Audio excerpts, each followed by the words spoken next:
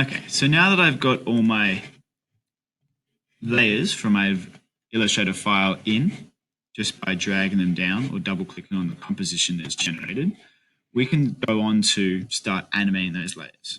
So what I'm going to do is I'm going to animate just a few basic things to start with. I'm going to hide my monster. I'm going to hide the sun. And what I really want to do is just have I'm going to have my 3 layers of hills, trees, and just the sky to give it some color because it looks a bit dark without it.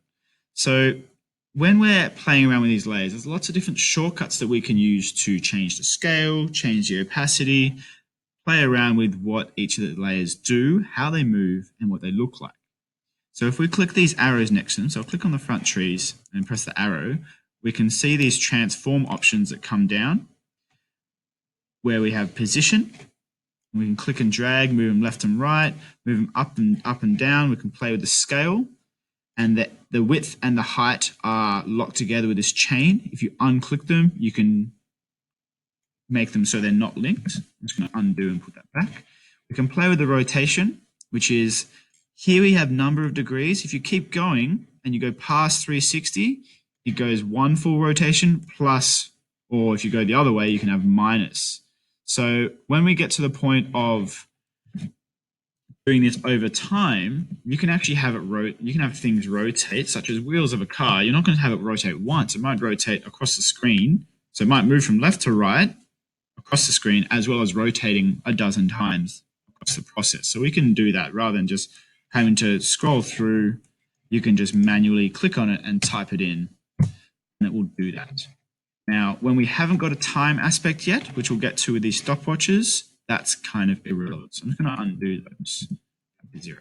Opacity is how transparent or see-through it is. And as we get into it, all of these options we can do over time. So first thing I'm going to do is just shrink that down. I'm going to isolate and show only the layers I want, which is instead of hiding and unhiding, I can actually click on these layers by using these solo dots, and we can actually have multiple solo dots, which is great. I'm going to show the mountains and the sky and the 3 hills. And what that means is it's like hiding it, but also by soloing these, it kind of locks the ones we haven't used. So what I'm going to do is just click on these front trees. And if I drag a box around those things, I'm only selecting those things that are soloed, which is really useful. Because what I want to do is I want to press S for scale, and I'll just hold down Shift, to unclick. Whoop. Select them all, and I've just unhidden. I've put away the sky because I don't want to make that bigger. So by pressing S, it's going to make all those layers that are highlighted, bring up the scale, and because they're all selected, I can make them all bigger. But let's just go click away. I'll make the front trees, make them the size I want. I'll click on the front hill. I'll make sure I'm using the one below it. I'll make that the size I want. I'll make the middle hill. I think the hills are good. Back hill I didn't select because I didn't show it. And I'll make that a bit bigger as well.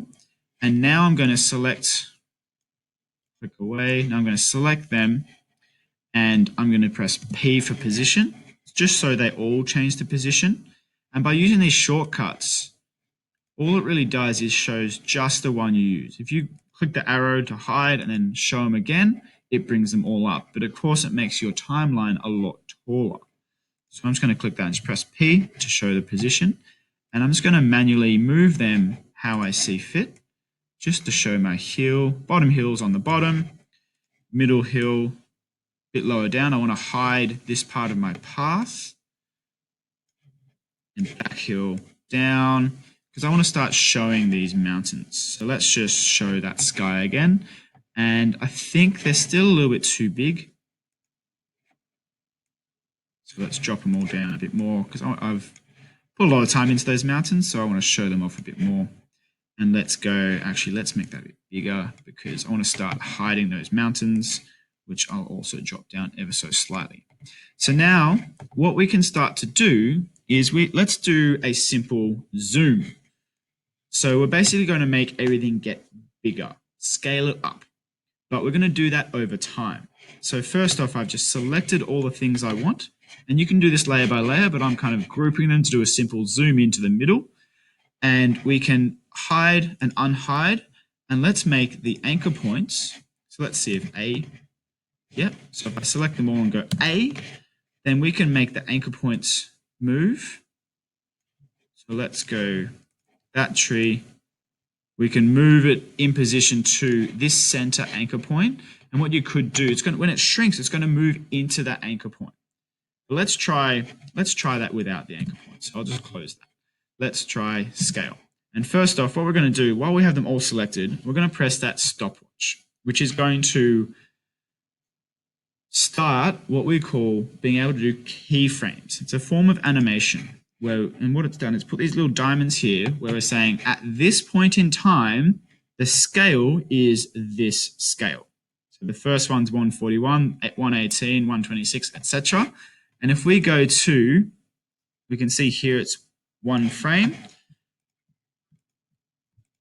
If I control click on the timeline over here, I can change it from, can change the units of measurements. For these, F is frame. Oh, that's one whole frame. So let's just go over and let's just see how quickly it takes to get to here. And let's go at frame 40 or whatever number you want. Let's press this diamond here to add a keyframe and we can make it bigger. Okay, so it's going to zoom in. Now what that's going to do is it's going to start small and at this point it's going to get bigger, and I press spacebar to zoom in. You can see that's really quick and it's going to loop once it gets to the end of our work area. And so we can modify and play with it. I think that's quite a bit dramatic, but it could be, if I stop that, it could be, all right, let's show that monster. Let's scale, click on the monster, scale him down really small. And let's have him in there. We can make it really, really small. And then just to bring that up and scale so I can use these arrows to navigate to the next one. So my monster is the same. I can go back to the start, press the stopwatch so that he can start animating. I'll use this arrow to navigate to that one. So at the same time, we can make him bigger. Okay, so now what it's doing is it's effectively, he's coming in as well. Okay, so I'm introducing my little monster or furry man character.